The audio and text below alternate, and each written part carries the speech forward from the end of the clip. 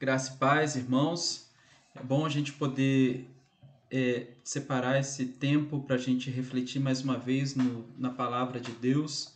E eu quero te convidar a refletir comigo agora no texto que encontra-se em Marcos, no capítulo 5, dos versículos 15 até o versículo 20. Marcos, capítulo 5, do versículo 15 ao 20. Diz assim a palavra de Deus. Aproximando-se de Jesus, viram o endemoniado, o que antes estava dominado pela legião, assentado, vestido, em perfeito juízo, e temeram. Os que haviam presenciado os fatos contaram-lhes o que tinha acontecido ao endemoniado e também falaram a respeito dos porcos, e começaram a pedir com insistência que Jesus se retirasse da terra deles. Quando Jesus estava entrando no barco, aquele que antes estava possuído pelos demônios pediu com insistência que Jesus o deixasse ficar com ele. Jesus, porém, não o permitiu. Ao contrário, ordenou-lhe: vá para sua casa, para os seus parentes, e conte-lhes tudo o que o Senhor fez por você e como teve compaixão de você. Então ele foi e começou a proclamar em Decápolis tudo o que Jesus tinha feito, e todos se admiravam. É importante a gente lembrar que Jesus inicia o seu ministério nas regiões de Judéia e da Galiléia, que era até então o território judeu daquela época. Muita gente de todas as regiões, em toda a volta daquela região da Judéia e da Galiléia, vão até onde Jesus estava pregando para aprender do que ele estava ensinando e para serem curados por ele também. Um belo dia, Jesus estava ensinando de dentro de um barco na praia do lago da Galiléia, junto com seus discípulos, que é o mar da Galiléia, e Jesus diz para os seus discípulos: vamos para o outro lado. Eles são surpreendidos durante a travessia por uma grande tempestade. Jesus acalma essa tempestade e Marcos narra como que os discípulos ficam impressionados quando Jesus acalma essa tempestade e eles exclamam dizendo: quem é esse que até o vento e o mar lhe obedecem? E eles chegam do outro lado, e o outro lado desse mar da Galiléia representava as terras gentílicas, as terras não judeias, as terras não judaicas, as cidades romanas que representavam os inimigos políticos de Israel na época. E é interessante a gente lembrar que na época de Jesus, e assim como até hoje também existem, alguns judeus que entendiam e acreditavam que o Messias que era prometido nas profecias viria para restaurar o poder e a autoridade política de Israel e colocaria Israel novamente como uma nação que iria dominar sobre todas as outras nações, mas que ele seria o rei apenas de Israel. E Jesus, demonstrando o seu governo cósmico e a sua soberania, e que o seu reino vai muito além de uma simples nação, ele junta os seus discípulos e ele vai até a terra dos gentios, até a terra daqueles que não eram considerados povo de Deus. E Jesus opera a libertação e planta a semente de discipulado e a semente do evangelho naquele lugar. Jesus e os discípulos desembarcam do outro lado do lago da Galiléia, num lugar chamado Gerasa, e ali eles são recebidos por um homem que há muito tempo vivia possuído por uma legião de demônios, e muitos tinham tentado dominá-lo, prendê-lo, conter aquele homem e não tinham conseguido de forma nenhuma. Mas Jesus chega naquele lugar, ele encontra aquele homem naquela situação deplorável que o evangelista Marcos descreve aqui no início do capítulo 5, e Jesus liberta aquele homem desses demônios. Durante essa libertação, Jesus permite que esses demônios que saíram daquele homem entrem numa manada de porcos que pastavam ali por perto. E esses porcos eles se lançam do precipício, e os donos daqueles porcos, vendo que a fonte de renda deles estava comprometida, eles rapidamente expulsam Jesus daquela terra, eles não querem saber da mensagem de Jesus, não se importam com a pregação de Jesus, do ensino de Jesus, eles estão interessados em obter lucro. E como o que Jesus havia feito naquele momento comprometeu ou ameaçou a fonte de renda deles, eles expulsam Jesus daquela terra.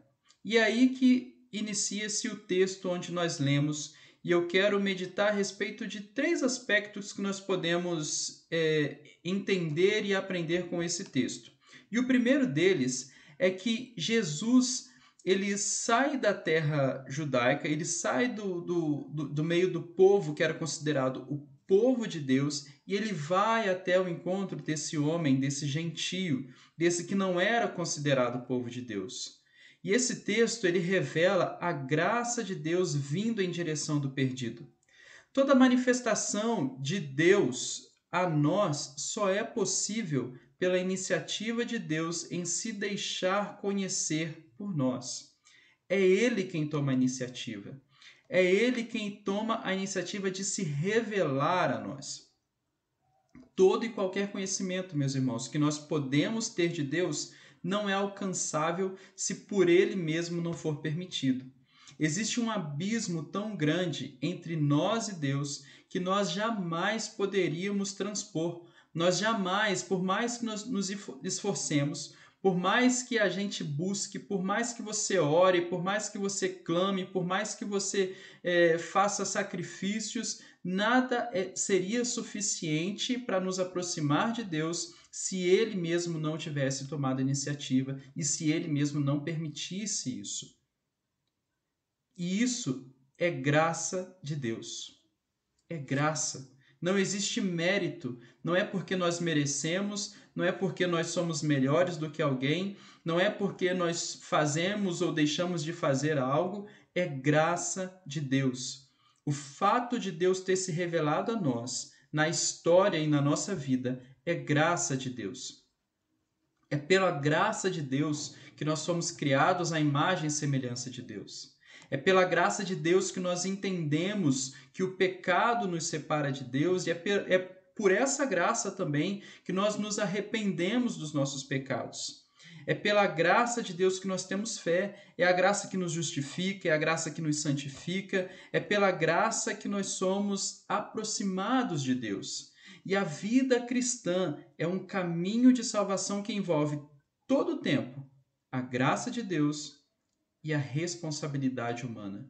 E tudo que nós fazemos, e tudo que nós respondemos, tudo que nós fazemos para Deus e com Deus, só é possível em resposta a essa graça que primeiro nos alcança, que primeiro nos é anunciada.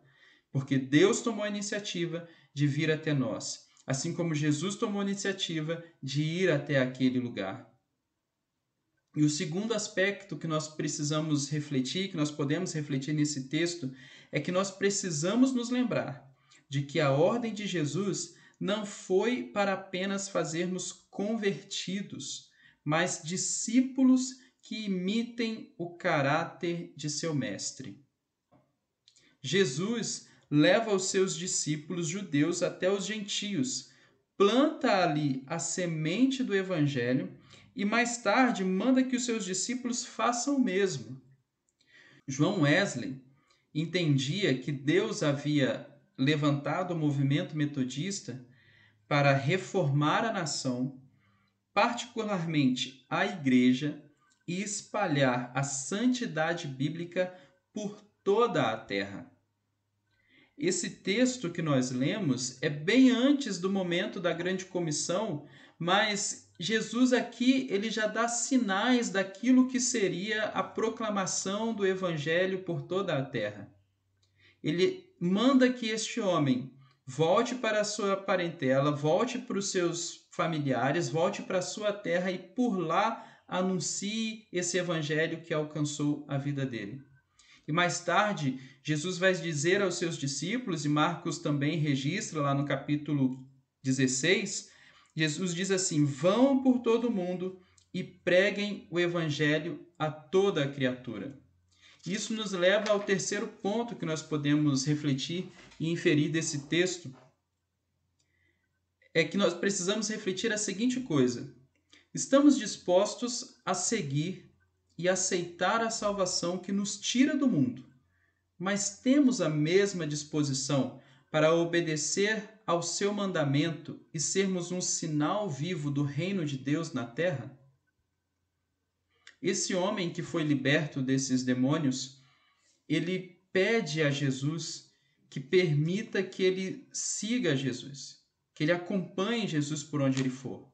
A gente pode ver em outros trechos do Evangelho que Jesus chama alguns discípulos, ele diz para algumas pessoas: olha, deixem pai, deixem as suas mães, deixem seus afazeres, deixem seus familiares e sigam-me. Deixem tudo para trás e sigam-me. E nesse trecho aqui que nós lemos, parece que é tão diferente, porque aquele homem queria seguir a Jesus e Jesus o impede. Jesus diz: não, você não vai me seguir.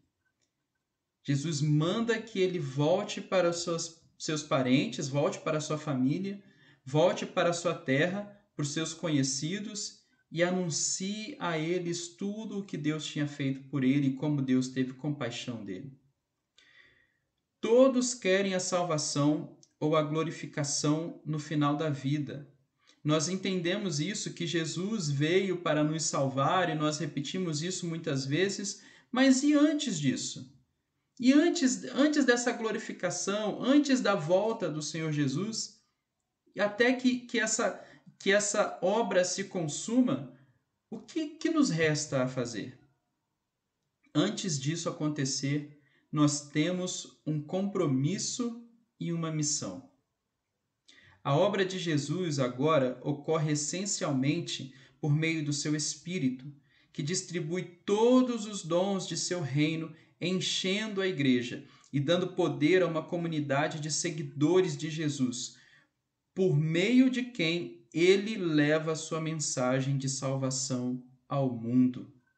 Nós fomos incluídos nessa missão. Nós fomos incluídos nessa história.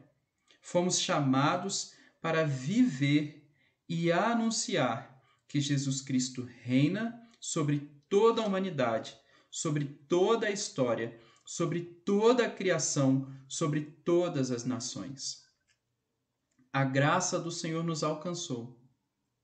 O chamado do Senhor para nós foi feito.